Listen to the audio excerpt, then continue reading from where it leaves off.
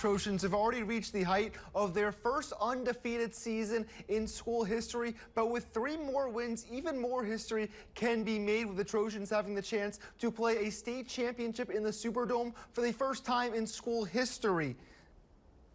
The road starts on Friday at home against 18th seeded Evangel Christian, who defeated Captain Shreve while the Trojans were on bye during round 1. It was an intense but eager day of practice for Ash as they prepare for a win or go home game against one of the best offenses in the state, who scored more than 40 points in 7 games this season, led by a very talented sophomore quarterback Peyton Houston. Here's head coach Thomas Bachman on what stands out on film for the Eagles and how to stop it. Speed, complementary schemes. I think, for what they're doing offensively, they complement it really well with how they hold you accountable, knowing how you're wanting to defend it.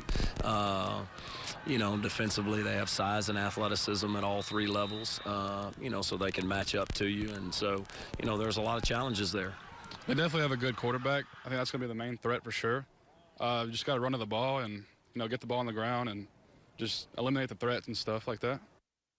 Here's how the bracket is playing out in Division I Select. The Ash Trojans we've just talked about right at the bottom as that number 2 seed as they get ready to host Evangel. Every game on path to the Superdome would be at home. That's important because Ash has been dominant on their home field. 6 straight home wins dating back to last October, averaging 50 points per game at the Butch. We'll be there live on Friday on our 5th quarter game of the week during our 4, 5, and 6 o'clock newscasts. On Monday, a Baton Rouge court ruling denied University High's appeal for getting their wins back for playoff ineligible players from earlier in the season, while having those games forfeited as well.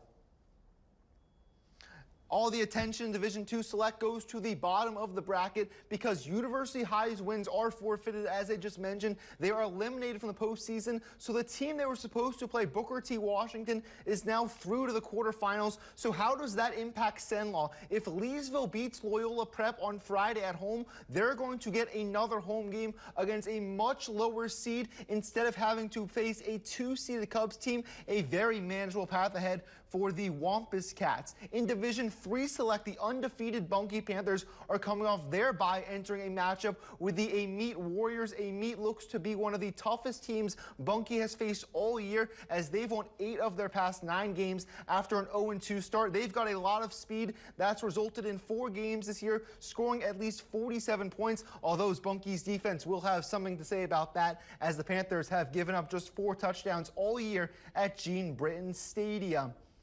Now moving over to Division III non-select, the Gina Giants will be back at home on Friday, taking on a team who pulled off one of the biggest upsets in the entire state in round 1.